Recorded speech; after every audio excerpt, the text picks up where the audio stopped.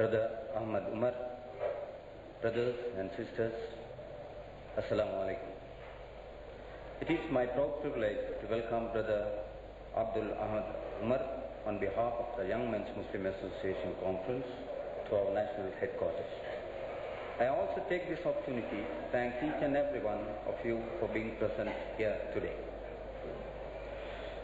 Praise be to Allah for having with us Brother Umar to speak to us on Islam and Christianity.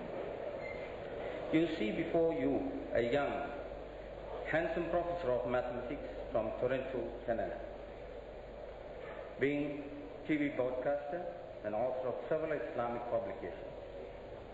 He has become an authority on this particular subject. I am sure he will justify his thoughts to the conviction of all of us.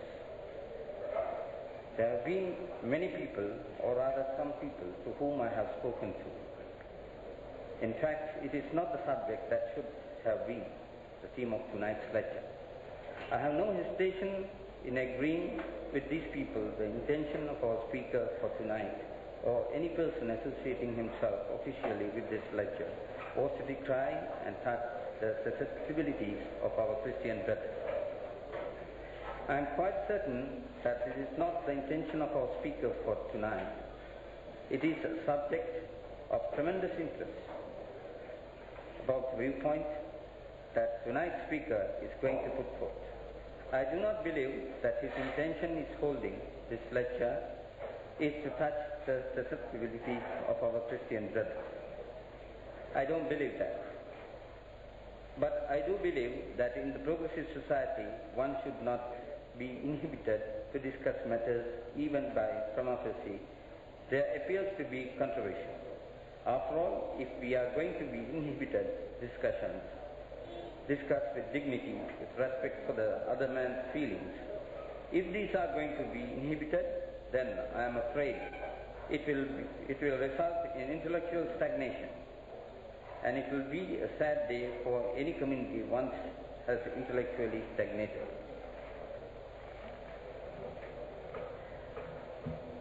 So I don't think that one needs to offer any apologies to anybody for tonight's subject of discussion. Now, as it is customary at meetings of the YMMA, at the end of the lecture, there is going to be a question time.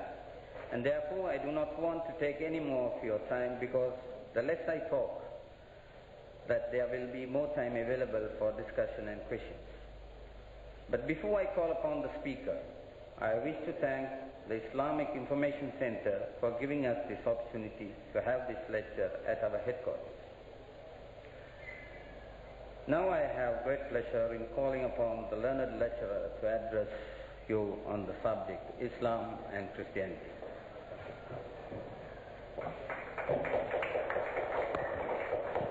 Bismillahirrahmanirrahim. Assalamu alaikum and welcome. I guess I have to start by telling you what I'm not. I'm not attached to some institution. I don't work these days. Last couple of years I haven't been working, so I'm not a professor of anything these days. I took a year off, and it is stretching into 3 years. I have to get back to work someday.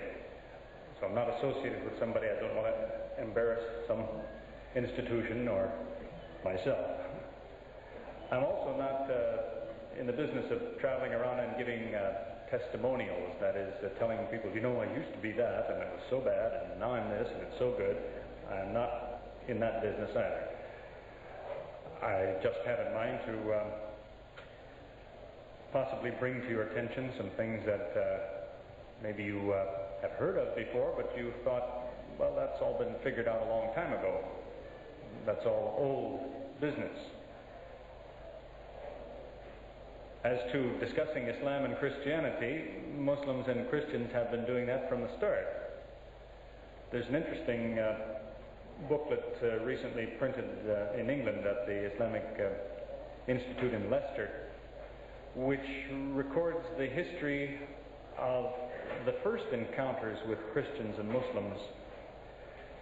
How even in the time of the Prophet himself, the Bishop of Najran came with some of his people to Medina to meet the Prophet. They wanted to discuss Islam and Christianity. And the Prophet said, make yourself at home in the mosque. And so they stayed in the mosque and went on for some days of discussion.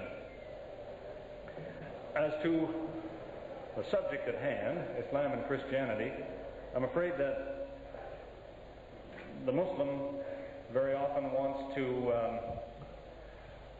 take one big wide brush and use it to paint all the Christians one color. They ask simple questions like, what do Christians believe? Do you know, that's a more difficult question to answer than if somebody asked me, tell me, what do Americans eat? All kinds of things. And what do Christians believe? All kinds of things. You have all sorts of people who say, we are the true Christians and those are the false Christians. And if you go down the street, that's the group who's saying the same thing. I say, no, we're the true Christians, those are the false Christians. There's hardly one statement that you can make about Christianity that every Christian would say, yes, that's true, that's what we believe. They come in all kinds. So please understand that if I try to talk about Islam and Christianity, anything I might say, there will be some Christians who will say that's absolutely right, and there will be some who will say, no, that's wrong. So it's not as though Islam has some kind of a view which is exactly opposite to what Christians have. As a matter of fact, there is virtually nothing that you could find anywhere in Islam that you can't find a church somewhere who says the same thing. Just recently there was a little book published by an American evangelical church on an important subject. They say one thing they know for sure, whatever Christianity is, we know one thing for sure, Christians shouldn't eat pork. They make a very big case out of it. Prove it from the Bible, because according to the Bible, a Christian should not eat pork. They stick to that very firmly. It's just showing you, here's one thing out of many, many things. Somewhere you find a church who will say, on that issue, the Muslims are right. So what I'm trying to say is, don't be confused if you have this attitude like, well, there's them and there's us. It's not as simple as that. Not nearly. There are many who approach very close to the Muslim idea on virtually everything. And so it is that the Muslim is not supposed to be in the business of saying to people, leave what you have and take what I have. He's not supposed to do that directly. That's not a starting point. The message of the Quran to every human being is, whatever you have, be careful. Don't commit excess. Stick to what you know for sure, but don't exceed your own authority.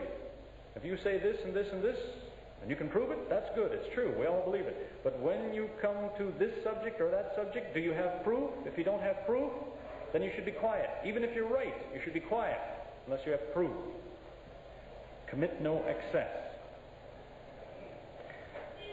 So, this exercise is not supposed to be some kind of a harangue or whatever to say, look at them and they have this idea and look how silly that is or whatever.